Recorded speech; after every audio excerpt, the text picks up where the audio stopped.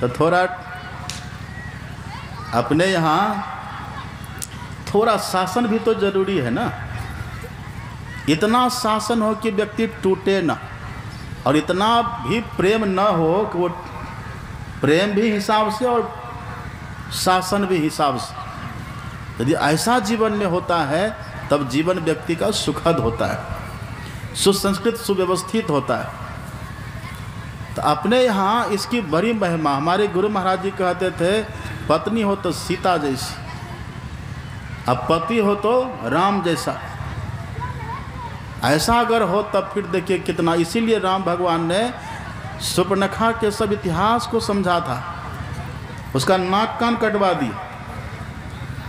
अब माता सबरी को देखिए, देखने में कुरूपा है, जाति की भी ओछी भील है, और तब भी भगवान उनका जूठा बेर खाते हैं। तब भगवान ने रंग रूप को देखते हैं, भगवान ने जाति पाति देखते हैं। सुने ना पाठ में भगवान ने कहा भी, हम जाति पाति को नहीं देखते हैं।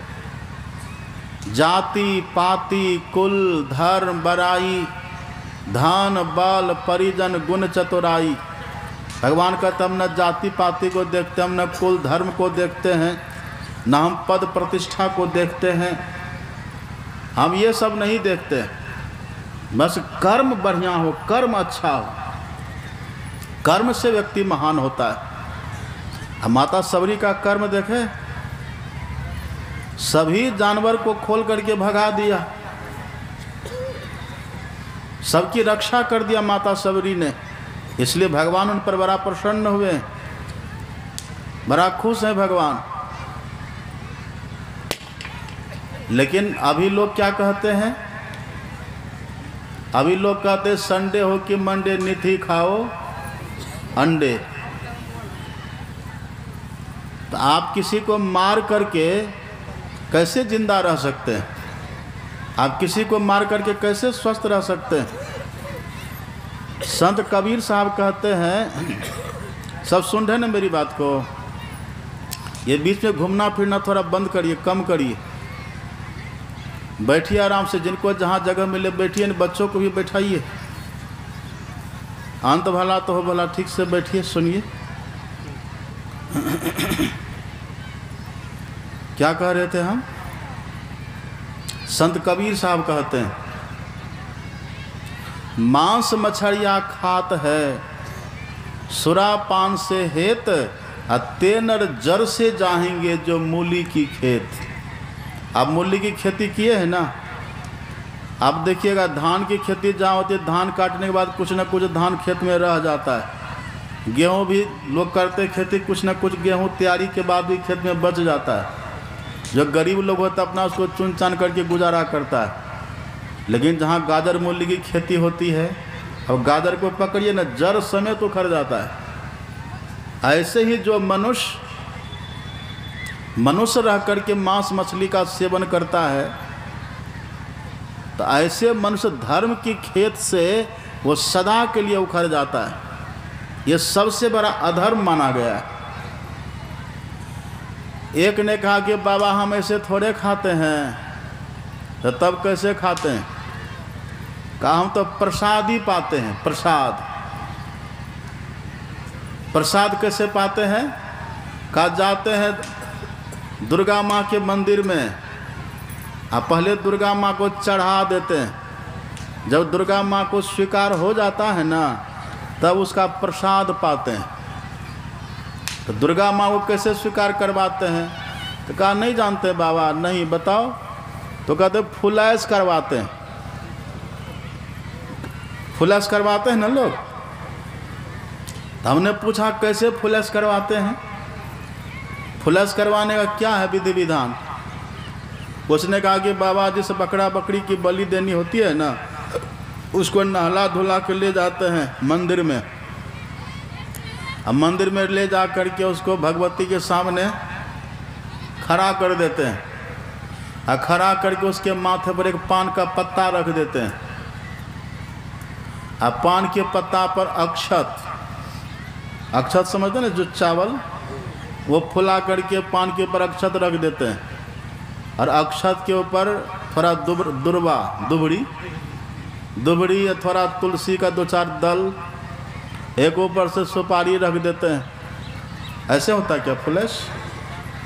और ऊपर से एक चुल्लू पानी डाल देते हैं, बस बाबा फुलेश हो जाता है। वो बकरा बकरी अपना सिर हिला देता है तो माँ को स्वीकार हो गया, वो प्रसाद बन गया। तो हमने कहा आप कितने भोले भाले आदमी हैं। अरे बकरी है, कुत्ता है, बिल्ली, इसके देह पर दीजिए पानी तो देह झाड़ेगा नहीं? देह झाड़ता है कि नहीं? देह झाड़ता है। तो आप उसको कहते फुलेश हो गया। अब फिर हमने कहा एक बात आप बताइए, यदि आपको भूख लगी हो और पूछे कि खाइएगा, आपको भोजन करना है, आपको कहना हाँ, तो अपनी मूड़ी कैसे हिलाते हैं आप? सिर कैसे हिलाते हैं? हाँ कहना हो तो सिर कैसे हिलाइएगा? ऐसे। और नहीं कहना हो तब ऐसे। इसका मतलब क्या हुआ? इसका मतलब हुआ नहीं, इसका मतलब हाँ। तो बकरी अपना मूड़ी कैसे हिलाती है दुर्गा माँ के सामने? ऐसे।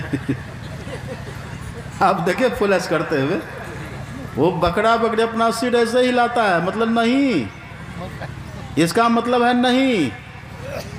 लेकिन यहाँ तो है लो गोसे झटपट जी खरे या छटपट, खाने का मन अपना माँ को दोष लगा रहे हैं।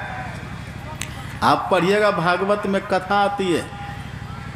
भागवत में एक व्यक्ति था, वो चोर है, चोरों का सरदार।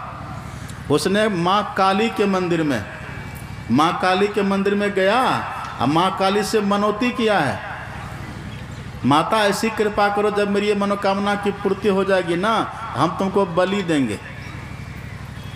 तो बलि देने के लिए अब कहा कि ढूंढो, मनोकामना उसकी पूरी हो गई, तब बलि किसकी देंगे? तो कहा ढूंढो।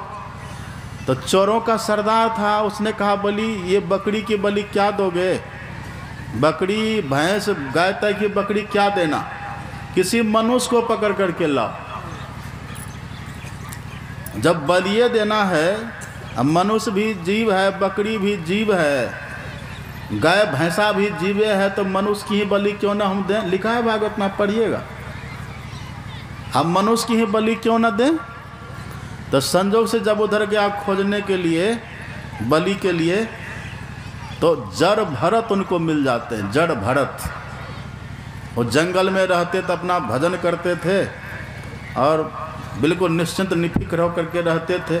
फीकर सबको खात है, फीकर सबका पीर। अब फीकर का जो फाका करे ताका नाम फकीर, वही ना फकीर होते हैं। अलमस्त घूमते थे। और देखिए जिनके जीवन में चिंता रहती है ना, वो बहुत खाने पीने के बाद भी सूखता चला जाता है। चिंता से चतुराई घटे, शोक से घटे शरीर, कहते हैं ना हम लोग। कोई बहुत शोक करे, चिंता करे, और कितना भी बढ़िया से बढ़िया भोजन कर दे, देह में घून लगता चला जाता है। अब भले कोई ज़्यादा नहीं ही खाए, ऐसे रूखा सूखा ही खाए, लेकिन जो भीतर से मस्त रहता है, जो भीतर से निश्चिंत निफिक्र रहता है, वो जो भी खाते देह में लगता है वो हृष्ट पुष्ट हो जाते हैं। जड़ भरत जी जंगल में रहते थे, कंदमूल फल खाते थे बेचारे, कोई फिक्र उनको रहती नहीं थी। अब वो बलि देने वाला सब बकरी खोजते खोजते, गाय खोजते खोजते, उसकी बलि क्या देंगे? मनुष्य की ही बलि दे दो। तो जड़ भरत जी को बोला चलो, कहा चलो, तो चल दिया।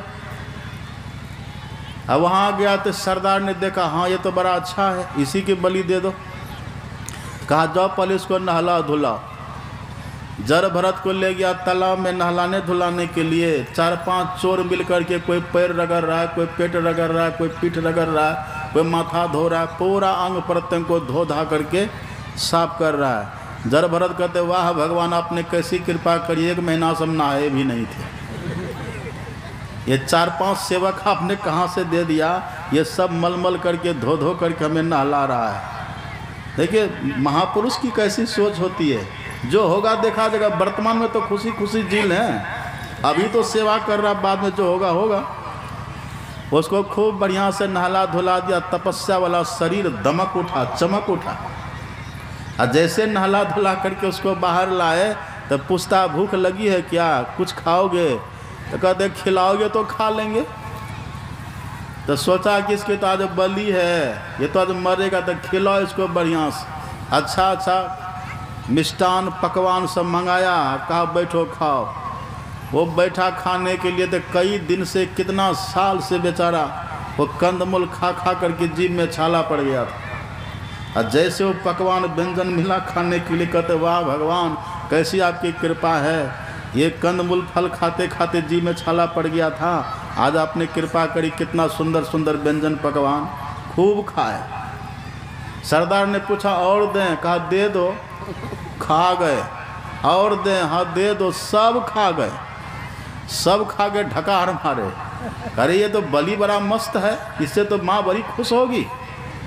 काली माँ कहा चलो वहाँ, चल दिया। हम राजी हैं उसी में जिसमें तेरी रजा है, यहाँ यूँ विवाह हुआ है, यहाँ वो विवाह हुआ है। हरम के पुजारी हरम चाहते हैं, कर्म के पुजारी कर्म चाहते हैं। हम न खुशी चाहते हैं न गम चाहते हैं, हम वही चाहते हैं जो आप चाहते हैं। जाहि विधि राखे राम ताहि विधि रहिए, और सीताराम सीताराम सीताराम कहिए। वो तो भजन में लगे थे।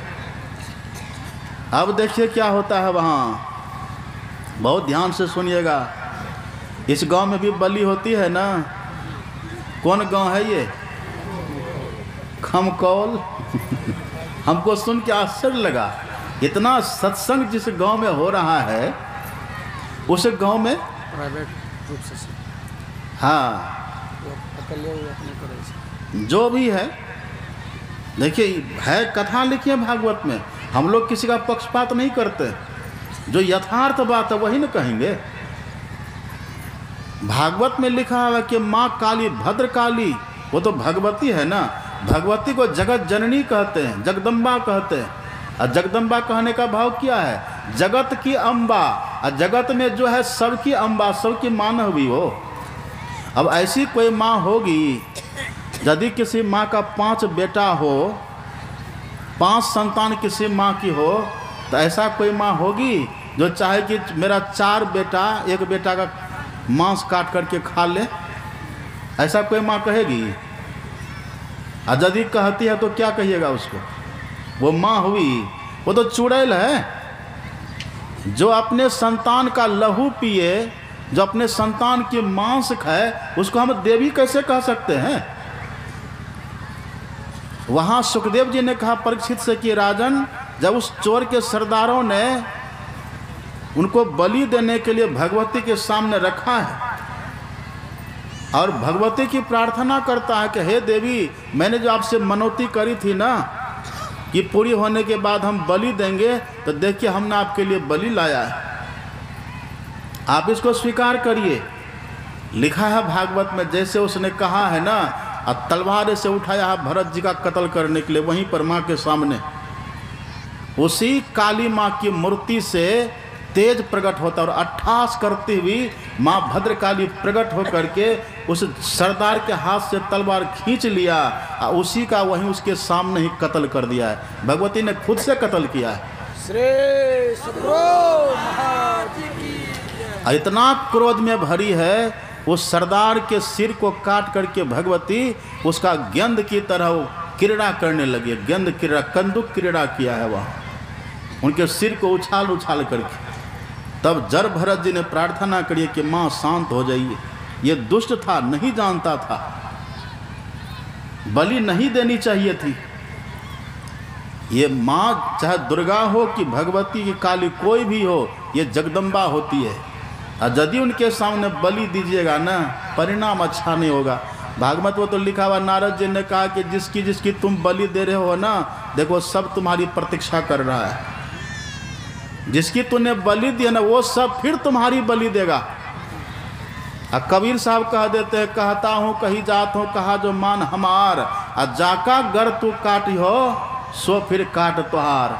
जिनका गला हम काटेंगे ना, वो फिर हमारा गला काटेगा। यही नियति है, यही नियम है। अभी देखते हैं लोग कार में चलते रहते हैं, और अचानक ऐसा एक्सीडेंट होता है, धर कट करके उधर जाता है, सर कट करके उधर जाता है, और तब लोग कहते भगवान को ऐसा नहीं करना चाहिए, भगवान को ऐसा नहीं करना चाहिए। जब आप निरीह प्राणियों के गला पर छुरी चला रहे थे, तब आपको भगवान नहीं सूझा था? कहिए। लोग जिंदा मछली को पकड़ करके जलाता है, और वही देख के व्यक्ति चला जा रहा होता, अचानक कार में आग लग जाती, पैक। बहुत ऐसी घटना घटती है, दुर्दांत मौत होती है। हम जिनकी बलि देंगे ना, वो फिर हमारा बदला लेता है। इसलिए अपने यहाँ नियम है, आप मनुष्य है ना, मनुष्य को मनुष्य वाला भोजन करना चाहिए। माता सबरी भील है, भगवान ने ऐसे माता सबरी को भामिनी नहीं कहा है, वो बनवासनी है। लेकिन देखिए उनका खान पान इतना बढ़िया, उनका जूठा बेर भगवान ने खाया है। माता सबरी का चरित्र इतना महान है। माता सबरी ने कभी मांस मछली का भक्षण नहीं किया है, मनुष्य का भोजन है ही नहीं। वो मनुष्य है शाकाहारी प्राणी। शाकाहारी अलग होता है और मांसाहारी अलग होता है। अब देखिएगा, कुत्ता बिल्ली क्या है? मांसाहारी है ना। कुत्ता बिल्ली मांसाहारी है। कुत्ता बिल्ली कभी देखे पानी पीते हुए? कैसे पीता है?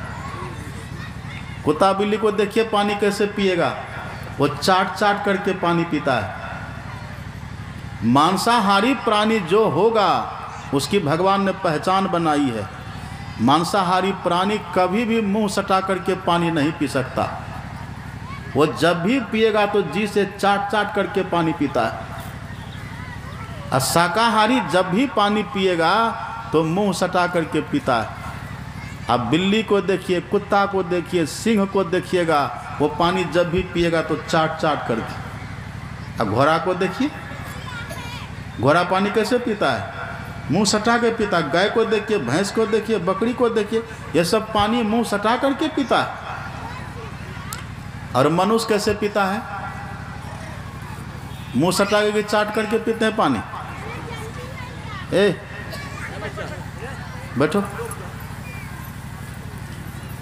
आप देखिएगा मनुष्य कैसे पानी पीता है। गाय बकरी की तरह कि कुत्ता बिल्ली की तरह पीते हैं? गाय बकरी की तरह पीते हैं ना, तो किस जाति के हुए हम लोग? किस कैटेगरी के हुए? शाकाहारी के हैं हम लोग, उस कैटेगरी के। आप घोड़ा को दौड़ाइए, जब घोड़ा दौड़ेगा ना तो घोड़ा का शरीर पसीना से लथपथ हो जाता है, पसीना छूटता है। शाकाहारी प्राणी की देह से पसीना छूटता है। अब मांसाहारी को आप कितना भी दौड़ाइए, उसकी देह से पसीना कभी नहीं निकलता। अब कुत्ता को दौड़ाइए, भगाइए कुत्ता को, कुत्ता दौड़ते दौड़ते थकेगा पर उसकी देह से एक बूंद पसीना नहीं निकलता है। और जैसे कुत्ता बैठेगा ना, उसके जीभ से लप टप टप टप टप पानी चूता है, पसीना नहीं छूटता है। बैल को देखिए, अब हल में चलाइए जोतिए बैल को, उसका शरीर सब्ज हो जाता है, भीग जाता है, पसीना से भीगता है। लेकिन सिंह को देखिएगा, उनके देह से कभी पसीना नहीं निकलता। तो मांसाहारी प्राणी के देह से पसीना कभी नहीं निकलता। कहिए मनुष्य की देह से पसीना निकलता है कि नहीं? कैसा भी मनुष्य अगर परिश्रम करे तो पसीना निकलता है। इसका मतलब है कि मनुष्य शाकाहारी है। भगवान ने मनुष्य को शाकाहारी बनाया है। और भी आप देखिएगा, जो मांसाहारी प्राणी होगा वो जब जन्म लेता है तो जन्म से उसकी आंख बंद रहती है। बिल्ली के बच्चा को देखिए, आंख उसकी बंद रहेगी। जन्म लेगा ना, उसकी आंख देखिएगा बंद रहेगी।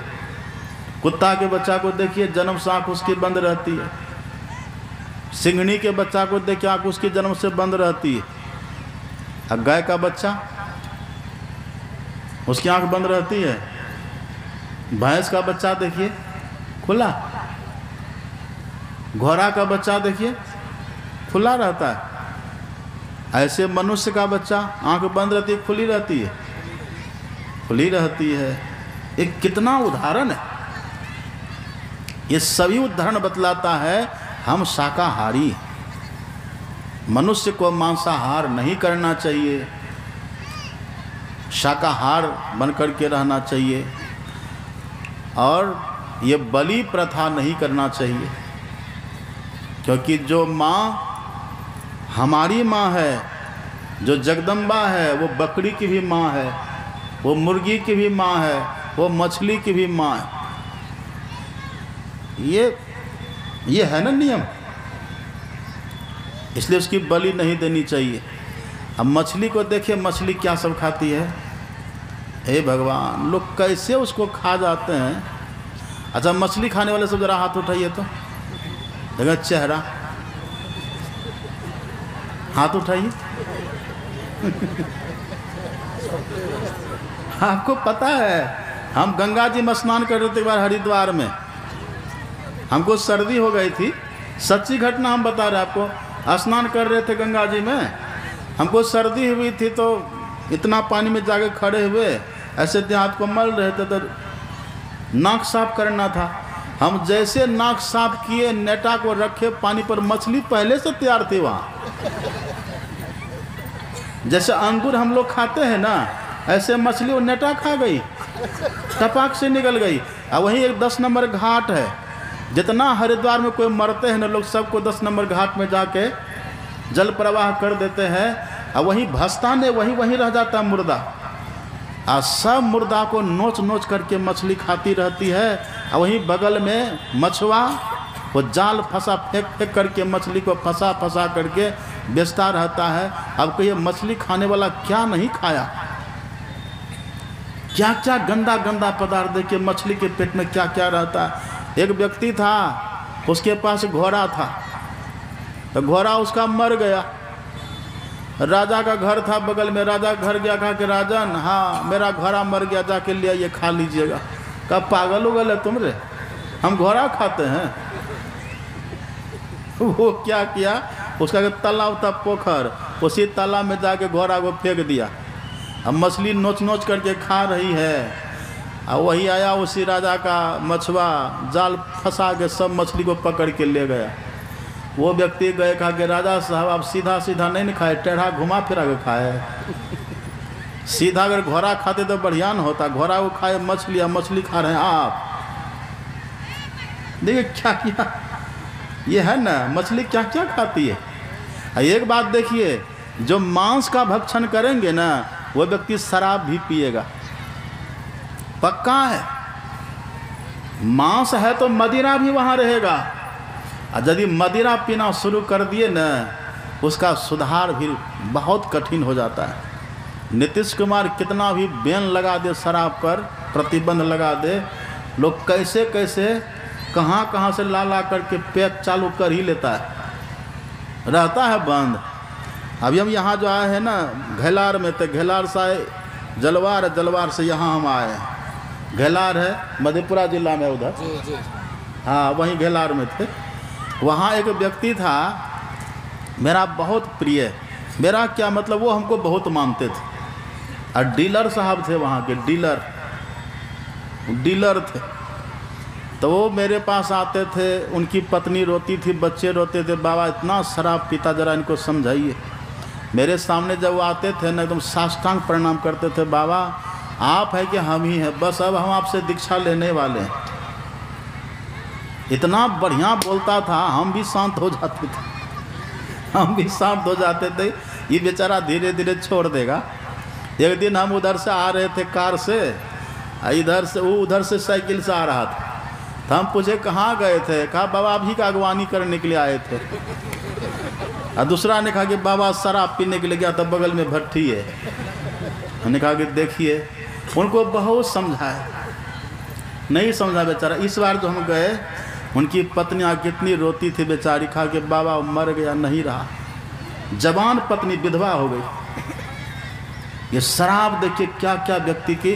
भगवान बुद्ध कहते थे शेर के सामने चला जाना, लेकिन शराब को कभी हाथ मत लगाना। हिमालय की चोटी से कूद पड़ना, और हिमालय शराब को हाथ मत लगाना। ये कितना खतरनाक है। आजकल के युवक सब वो सब पीते हैं। हम तो यहाँ के युवकों की तारीफ करते हैं।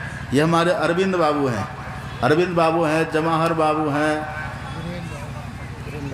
वीरेंद्र मंडल जी हैं, रविंदर मंडल जी हैं। ये सब मिल करके, सबका तो नाम हम जानते नहीं, दो का नाम फोन से बातचीत करते थे, है? धर्मेंद्र जी।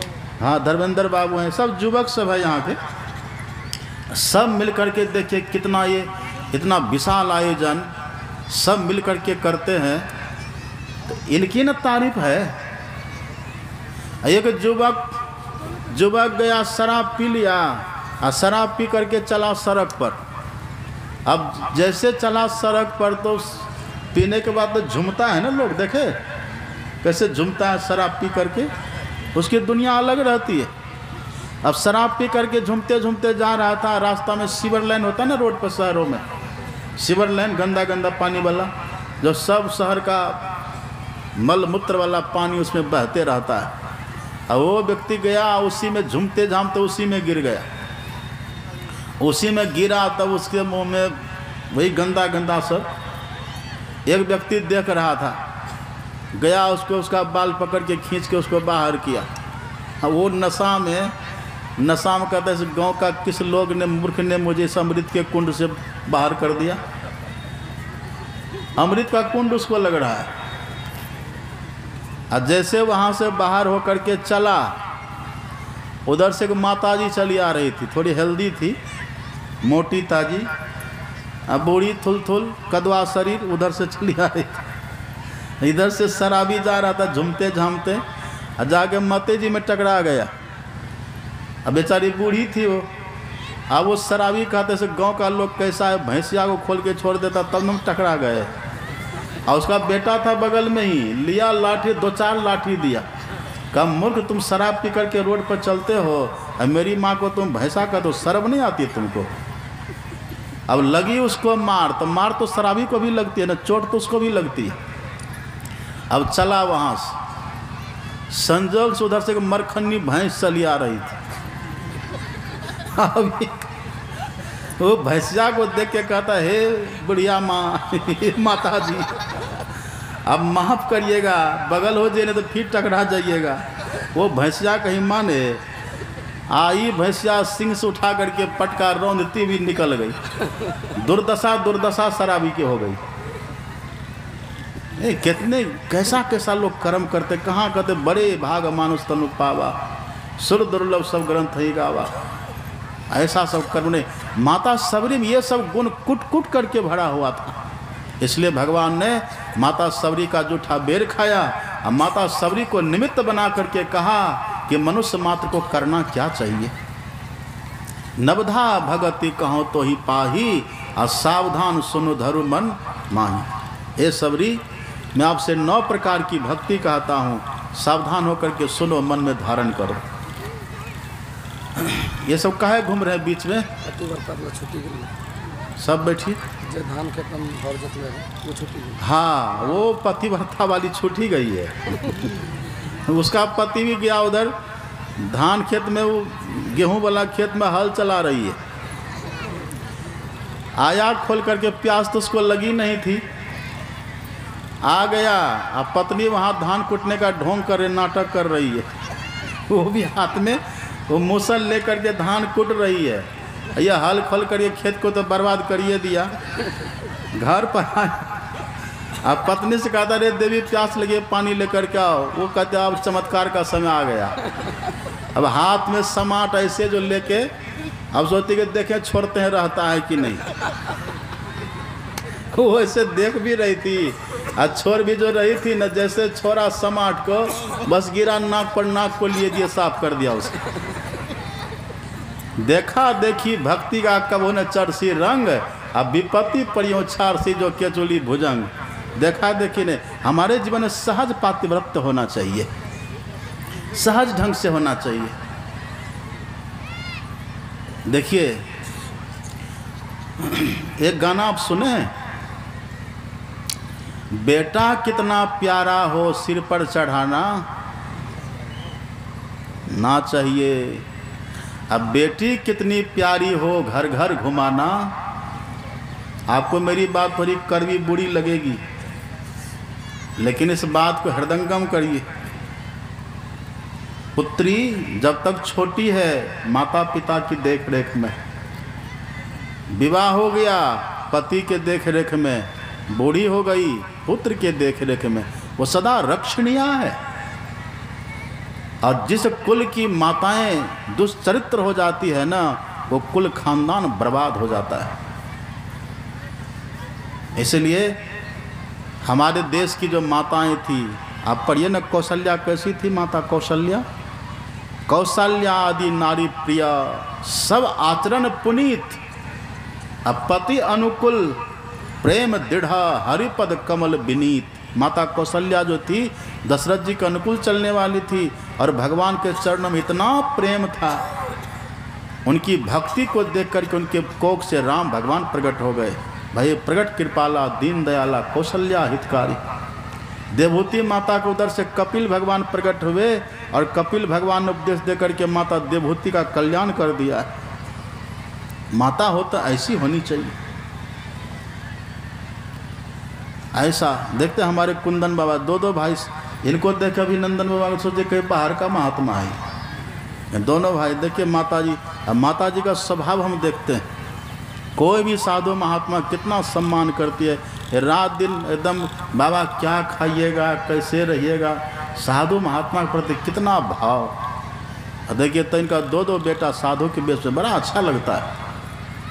अगर माता पिता ठीक हो ना, पुत्र महान होता, श्रेष्ठ होता है। जननी जने तो भक्त जन कै दाता कै सूर, नहीं तो जननी बांझ भल बादी गंवावे नूर। पुत्रवती जुवती जग सोई, रघुपति भगत जासु सुत होई, ना तरु बांझ भल बादी बियानी, राम विमुख सुत ते हित जानी। या तो पुत्र हमारा हो, भगवान का भक्त हो, या तो फिर योद्धा हो अभिमन्यु की तरह, या तो फिर दानी हो कर्ण की तरह, तब माँ का कोख सफल होता है। नहीं तो उसको तो बच्चा जन्म ही नहीं करने देना चाहिए। जननी जने तो भक्त जन पे साकट ना जने, जनमत ही मरी जाए पे जिए ते ना बने। पुत्र से भला मदार फिरे ना दोख में, अरे हारे पलटू पुत्रवती सोई नार, भक्त जही कोख में। ऐसा होना चाहिए। माता सबरी को निमित्त बना करके भगवान ने 9 प्रकार की भक्ति का उपदेश किया है। सबसे पहली भक्ति भगवान ने कहा संत का संग करिए। संत का संग करने मात्र से हमारी भक्ति प्रारंभ हो जाती है। संतों का संग करना चाहिए। दूसरी भक्ति जो सत्संग को प्रेम से सुने, दूसरी रतिमम कथा प्रसंगा। यहाँ हमने देखा बड़े प्रेम से सब आप लोग बैठ करके सत्संग को सुन रहे हैं। आप केवल बैठ करके सुन रहे हैं, आपके हाथ में न अगरबत्ती है, न फूल डलिया है, न कोई फूल फल है, केवल सुन रहे हैं, आपकी भक्ति हो रही है। सत्संग व्यक्ति को शुद्ध करता, पवित्र करता है। एक बुढ़िया माता, वो हाथ में फूल डलिया, फूल डलिया में अगरबत्ती और फूल फल जा रही थी। माता जी कहाँ जा रहे हैं? जा रहे हैं शिवालय पूजा करने के लिए। अच्छा, रात में भोजन क्या किए थे माता जी? रात तो मछली खाए थे। अब पेट में है मछली, हाथ में फूल डलिया, शंकर भगवान स्वीकार करेंगे? सत्संग व्यक्ति को पात्र बनाता है। जैसे व्याकरण पढ़ने से भाषा की शुद्धि होती है, ऐसे सत्संग करने से भक्ति की शुद्धि, व्यक्ति की शुद्धि, भक्ति सद्भक्ति जीवन में आती है। तो भगवान इसीलिए कहते हैं सत्संग को बड़े प्रेम से सुनिए। देखिए महात्मा कोई भी हो, पर सत्संग सब गुरु महाराज का है, सत्संग परमात्मा का होता है। बहुत प्रेम से सुनना चाहिए। और तीसरी भगति गुरुपद पंकज सेवा। तीसरी भगति अमान, मान सम्मान पाने की भावना छोड़ करके गुरु की सेवा करिए। अब गुरु की सेवा क्या है? हाथ पैर दबाना ही गुरु की सेवा नहीं होती। जो गुरु के आदेश उपदेश में रहते हैं वो भी गुरु की सेवा होती है। हम लोग गुरु महाराज का आदेश क्या है? हम लोग के गुरु महाराज जी ने रटा दिया सबको। सत्संग नित अरु ध्यान नित, रहिए करत संलग्न हो, व्यभिचार चोरी नशा हिंसा झूठ तजना चाहिए। यही आदेश, इसी आदेश में जो प्रतिदिन त्रिकाल संध्या करे और स्तुति विनती करे, त्रिकाल संध्या करे, तो ये समझिए हम गुरु महाराज की सेवा कर रहे हैं। ये सेवा करते रहना चाहिए। हमारे गुरु महाराज जी ने बहुत अच्छा लिखा, पदावली में आप पढ़िएगा। देखिए कैसे सब करे, मछली बाजार बना दिया आज हैं। कितना भगदड़ हो रहा है। अब बस ख़त्म कर रहे हैं, अभी तो 5 भी नहीं बजा है। अब कहाँ भाग करके जाइएगा। कभी चावल फटके हैं, चावल फटके, उड़ने वाले को क्या कहते हैं? उड़ने वाले को भुस्सी, और बैठने वाले को सार। चावल तो सब भुस्सी उड़ रहा, क्या कहें। बैठिए आराम से, थोड़ी देर आरती करके जाना चाहिए। देखिए हमारे गुरु महाराज जी कितना अच्छा कहते हैं, गुरु सेवा गुरु पूजा करना, अनट बनट कछु चित्त नहीं धरना, गुरु से कपट कछु नहीं राखो, उनके प्रेम अमिय को चाखो, मीठी बोल बोलियो उनसे, अहंकार से सब कुछ बिन से, सो उनसे कभू करियो नाही, और नहीं तो रही हो भव ही माई। गुरु से, सदगुरु से बड़ा प्रेम प्यार से आना चाहिए, अहंकार का भाव नहीं रहना चाहिए। अहंग अग्नि हृदय जड़े, गुरु से चाहे मान, और तिनको यम न्योता दिया हो हमरे मेहमान। यदि अहंकार का भाव रहे कि हम गुरु महाराज के पास आए तो हमको बैठने के लिए दे, लोग कुप्पा घाट जाते हैं ना। एक व्यक्ति कुप्पा घाट गया, अब भोजनालय से हल्ला करते हुए निकला। हमने पूछा काहे हल्ला कर रहे हैं जी? कहाँ खीर हमको नहीं दिया खाने के लिए। हमने कहा कैसा आदमी आप, जो घर में खीर नहीं खाते हैं, आप भरपेट पूरी सब्जी खाइए लिए, और खीर हो सकता है कोई कमी परोसने में कुछ हो गया होगा, ये आपको हल्ला करना कोई ज़रूरी है? ये अभिमान का भाव हमको क्यों नहीं मिला। अब वहाँ तो लोग आता है कहाँ, देखिए कितनी लोग सेवा करने की भावना रखता। अब जाइए ना पंजाब में, राधा स्वामी में जाइए, गुरुद्वारा में जाइए, हम लोग ट्रक का ट्रक भर करके ला के छोड़ देता है। इसे कहता भी नहीं कि हम दिए, कितना सेवा का भाव। यहाँ जा कर के खीर खोजते हैं लोग। हाँ खीर भी खाइए, अच्छी बात है। अब कभी काल कुछ हो गया तो हल्ला करना कोई ज़रूरी है? वहाँ लोग हुड़दंगी कर देते हैं सोने के लिए, खाने के लिए। ये अभिमान का भाव लेकर के गुरुद्वार में नहीं जाना चाहिए। वहाँ जाइए, जहाँ जगह मिले गुरु महाराज का पवित्र स्थान समझ कर कहीं सो लीजिए, जो मिले खा लीजिए। अहंग अग्नि हृदय जरे, गुरु से चाहे मान, और तिनको यम न्योता दिया हो हमरे मेहमान। बड़ा ढंग से वहाँ रहिए, निरहंकारी बन कर के रहिए वहाँ। मेरा यह उपदेश ही में धारियो, गुरु सो नेह लगाए सबन सो तोड़ियो, जो गुरु झलके लाख तो मुख नहीं मोड़िए, और गुरु से नेह लगाए सबन से तोड़िए। इसलिए भले सबसे नाता तोड़ना पड़े, लेकिन गुरु से नाता कभी नहीं तोड़ना चाहिए। तो गुरु रहेगा जीवन में तब ना, और निगुरा निगुरी बन कर करिएगा तो क्या भक्ति करिएगा आप। आज देखे ना ढेर लोग दीक्षा लिए, 43 साल, और अच्छे अच्छे लोग दीक्षा ले, अच्छा लगा हमको। और यदि एक दिन और यहाँ में रह जाते ना तो फिर वो हॉल भर के दीक्षा लेता। हाँ तब जीवन में निगुरा निगुरी बन कर के नहीं रहना चाहिए।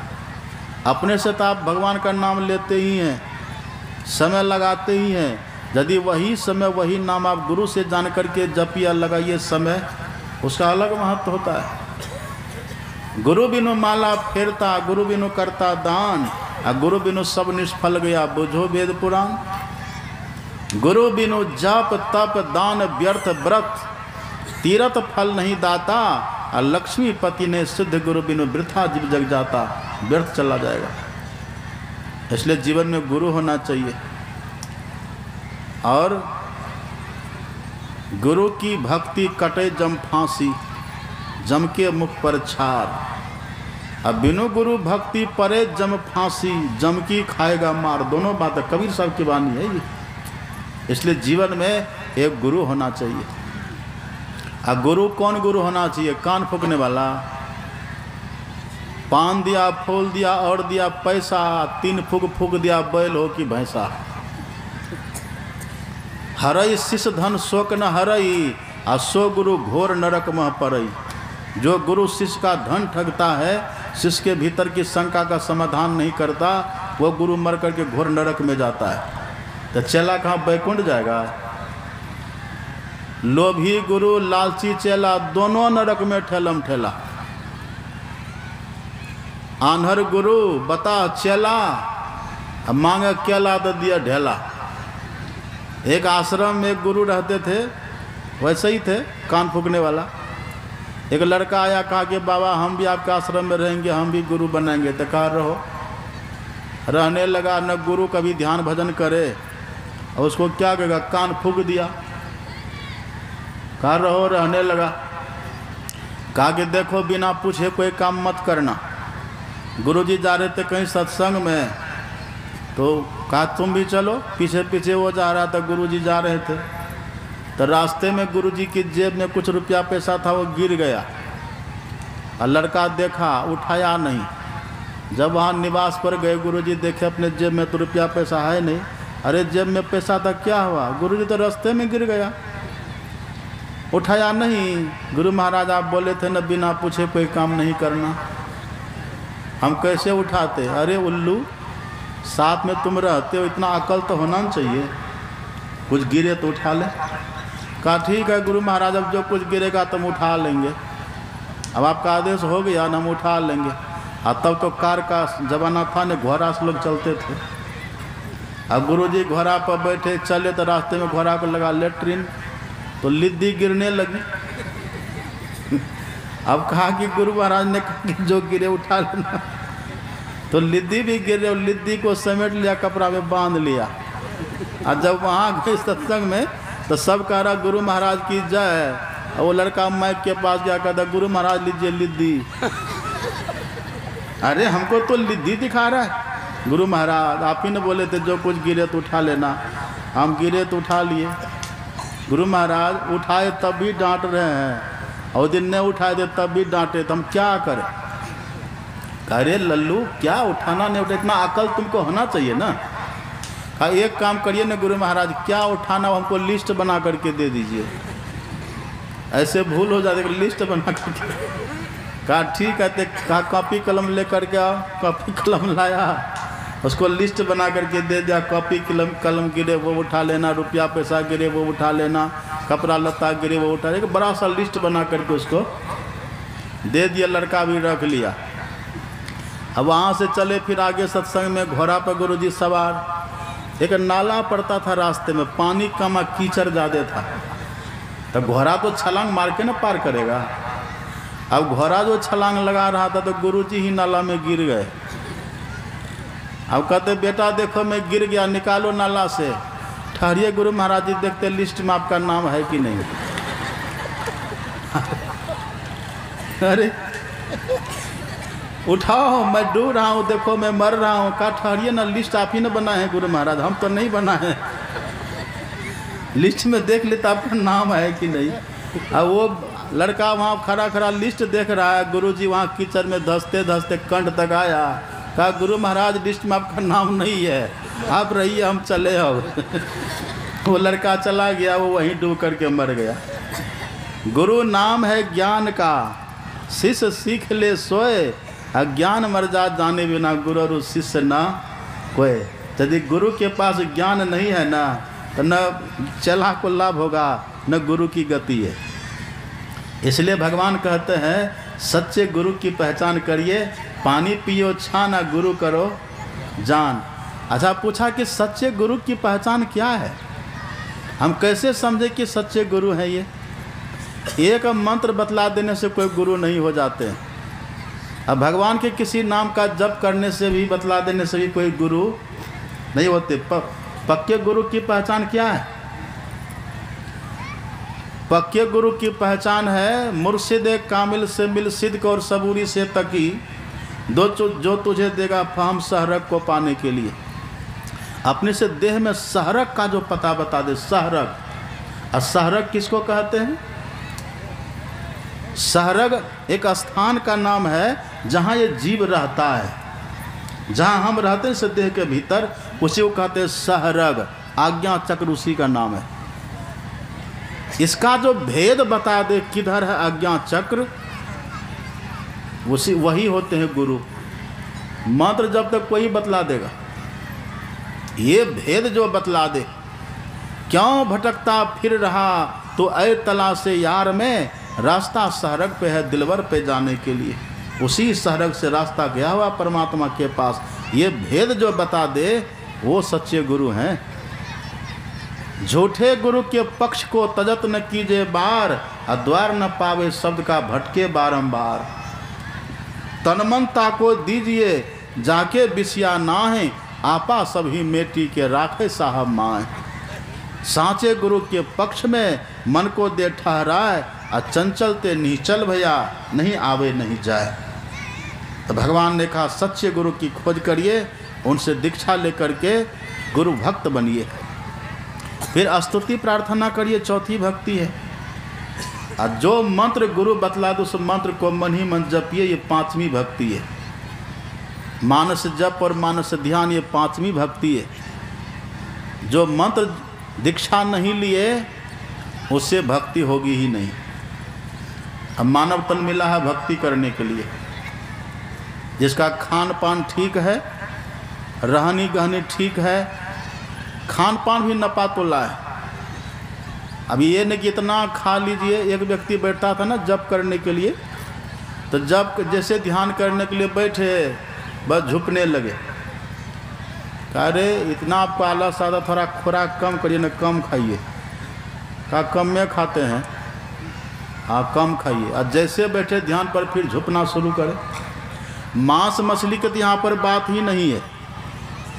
अन्न भी खाइए तो खुराक मात्रा से खाइए। उसको कहा कम खाइए, हाँ कम में खाते हैं। कितना खाते हो? कम में खाते हैं। अरे रोटी बताओ ना, कम में खाते हैं। रोटी की संख्या बताओ, कहा कम में। अरे गिनती बताओ ना, तब वो कहता 2 बार 5 5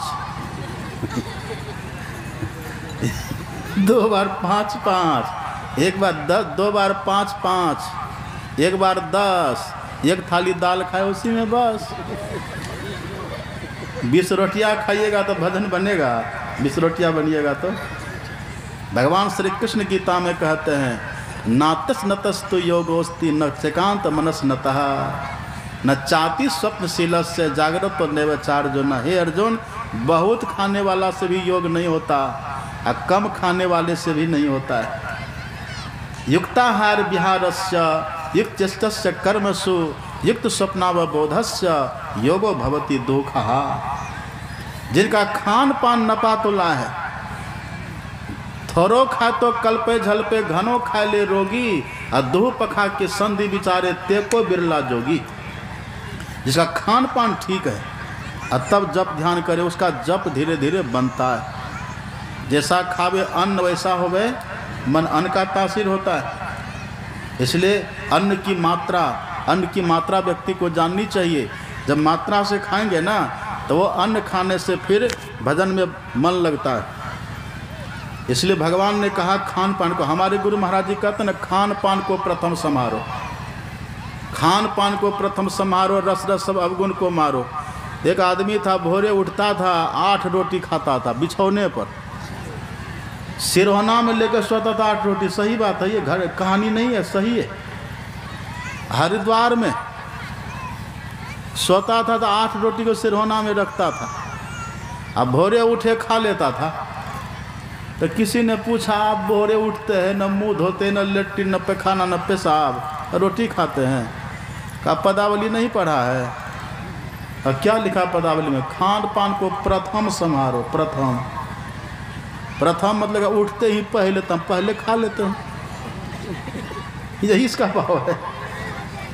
खान पान को प्रथम संभारो, रस रस सब अवगुण को मारो, मांस मछलिया भोजन त्यागो, सत्य गुण खान पान में पागो, सहित तंबाकू नशा है जितने, तजत जोग तजदारो तितने। खान पान को संभाल के जप ध्यान करिए। छठी भक्ति क्या है? दृष्टि योग की साधना। छठ दम शील विरति बहुकर्मा, निरत निरंतर सज्जन धर्मा। छठी भक्ति है इंद्रियों का निग्रह करिए। एक बात सुनिए ध्यान से, ध्यान देके सुनिए जरा। अभी देखिए माइक बज रहा है ना, ये माइक कब तक बजेगा? जब तक इसमें करंट है तभी तक ना बजेगा। ये बल्ब जलता है कब तक? जब तक करंट है। ऐसे ही ये हमारी आँख देखती है कब तक? जब तक इसमें चेतन की धार है। ये कान हमारा सुनता है कब तक? जब तक इसमें चेतन की धार है। हमारी जिह्वा देखते हैं, रसगुल्ला क्या देखे दुकान में, देखते ही मुंह में पानी आ जाता है। कैसे खिंचता है उधर? रस विषय का आकर्षण। लेकिन जो योगी लोग होते हैं ना, वो सभी इंद्रियों को अपने बस कर लेते हैं। अब बस का मतलब कछुआ को देखे, कछुआ कछुआ को देखे आप लोग? अकेला रहेगा ना कछुआ, वो अपने हाथ पर अंग प्रत्यंग को निकाल के घूमते फिरते रहता है। और जरा सा खटखुट होता है, अपने अंग प्रत्यंग को खोखला में समेट लेता है। ऐसे जो जोगी लोग होते हैं, वो दुनिया में रहते, खाते पीते हैं, बोलते हैं, चलते हैं उस आम लोगों की तरह, लेकिन वो विषयी नहीं होते। आवत देखी विषय बयारी, विषय के तूफान को जब आते देखता है, अपनी चेतना को सिमट लेता है। लेकिन हम लोग क्या करते हैं? हम लोग विषयी हो जाते हैं। हम लोग विषयी हो जाते हैं। नरतन उपाय विषय मन देही, पलटी सुधाते सठ विष ले। ये विषय क्या है? विषय। इंद्रियां हमारे बस में रहे तब। एक बात देखिए, सुनिएगा ध्यान से। जब आप सोए रहते हैं तो आपका हाथ पैर सब छितरा बिथरा रहता है कि नहीं? उस समय शक्ति रहती है देह में। आपको कोई बोले कि जैसे पैर हाथ वैसे रहने दो, उठ जाओ, उठ पाइएगा? क्या करते? पहले सबको समेटते, हाथ को समेटे, पैर को समेटे, तब न उठते हैं। तो सिमटा में शक्ति बढ़ी कि नहीं? ऐसे अभी जो हमारी चेतना है ना, ये आँख में, कान में, नाक में, हम है तब आँख देखती है, हम है तब कान सुन रहा है, ये हमारी चेतना है। तो योगी लोग क्या करते हैं? इन सभी चेतन धार को सिमट लेता है। और जैसे चेतन धार का सिमटा होता है ना, तो सिमटा में ऊर्ध्व गति होती है, ऊर्ध्व गति। अब यहाँ देख के बैठे ना सब आदमी, पुआल है बिछा हुआ है, ऊंचाई कम है। अब पुआल को जब समेटिएगा तब ऊंचाई बढ़ेगी ना, पंडाल भीत जाएगा। ऐसे जब चेतना का सिमटा होता है तो पहला पर्दा क्या है भीतर में? सबके भीतर 3 पर्दा है। रोज हम लोग गाते, सिखा दिए, हम लोग को रटा दिए हैं गुरु महाराज जी। घटतम प्रकाश शब्द पट त्रय, जीव पर है छार है, अकर दृश्य ध्वनि योग साधन ये हटाना चाहिए। 3 पर्दा है ये। तो जो अपनी चेतन धार का सिमटाव करता, कैसे सिमटाव करिएगा चेतन धार का? देखिए ये हाथ है ना हमारा, ऐसे जोर से पकड़िए, आप भी पकड़ के देखिए। तो जोर से पकड़िएगा ना, पूरे देह का बल हाथ में आ जाता है। इसे ऐसे ही ये जो अपनी दोनों दृष्टि धार है, ये बड़े काम की है। जो दोनों दृष्टि धार को एक जगह पर केंद्रित करते हैं तो देह से पूरी चेतना का सिमटा हो जाता है। देखिए ये साइंस है। जहाँ देखिए दृष्टि के पीछे चलता है मन, दृष्टि के पीछे मन, दृष्टि कहते देखने की शक्ति को। अभी आप सब मेरी तरफ देख रहे हैं ना, तो सबका मन भी इधर काम कर रहा है। अब पीछे घूरिएगा, जैसे दृष्टि पीछे देखेगी ना, तो मन भी उधरे का चिंतन करेगा।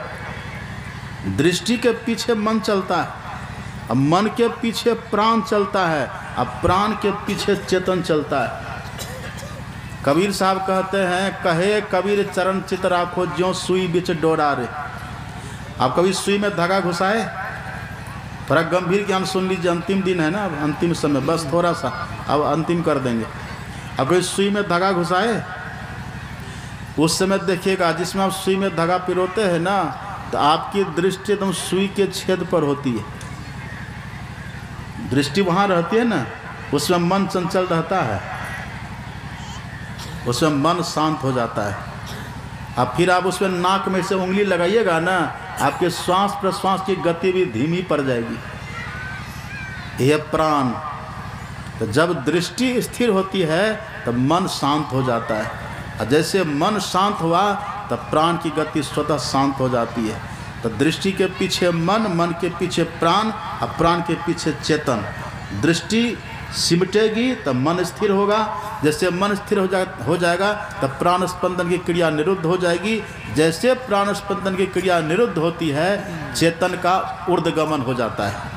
अब पहला पर्दा क्या अंधकार है ना, उसका भेदन हो जाता है, अंधकार फट जाता। तम फटे ज्योति भरे आकाश का तू सैर कर। ये छठी भक्ति से कहते दृष्टियोग की क्रिया। और सातवीं भक्ति नादानुसंधान, जो नाद को अपने भीतर पकड़ लेता है ना, वो प्रकाश को भी पार करके शब्द को भी पार करके निःशब्द में चले जाते हैं, उसकी भक्ति वहाँ पूर्ण हो जाती है। शब्द कहियो जीव संशय नाही, साहब भयो तेरो संग, वो पूर्ण हो जाते हैं। 8वीं 9वीं तो भक्ति का फल है। ये कौन करेंगे? जो माता सबरी की तरह चरित्रवान होंगे। जैसे माता सबरी न मांस मछली खाती थी, उनके भीतर करुणा का भाव था। जो खान पान ठीक रखेंगे, जिनकी रहनी कहनी ठीक रहेगी, जिनके जीवन में गुरु होंगे, वही ये भक्ति कर पाएंगे। और ये भक्ति करने वाले का ही कल्याण है। यही काम करना चाहिए।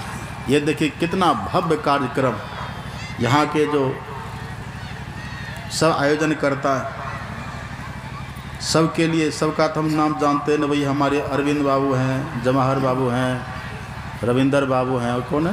वीरेंद्र मंडल, वीरेंद्र का सदस्य। हाँ, वीरेंद्र बाबू हैं, सब हैं। कुंदन जी, हाँ, कुंदन कुंदन बाबू हैं, टुन बाबू हैं, सब। धर्मेंद्र बाबू हैं और मुन्ना बाबू। बोलते जाइए, बुला लियो सबको, बुलाइए, लेके आइए, आ जाइए, अरविंद बाबू आ जाइए। हाँ, सब बैठे हैं ना, सब बैठे हुए, सब सजे हुए। कमेटी के जितने भी युवा हैं सब आइए। पूज्य पाठ का कहना है कि आप लोग आइए, आगे आइए, पूज्य पाठ के आगे। जहाँ भी है माँ शारदे कमेटी के युवा, सर्व समिति के, आप यहाँ पर आइए। पूज्य पाठ के द्वारा आपको आशीर्वचन दिया जाएंगे। जहाँ भी है मेला में बिखरे हुए सब आइए, सबों से आग्रह है। पूज्य पाठ स्पष्ट कहते हैं, हम किसी का नाम तो नहीं जानते हैं, 2-4 आदमी गए थे कुप्पा घाट, उन्हीं का नाम जानते हैं। तो आप लोग सब आइए जितना है।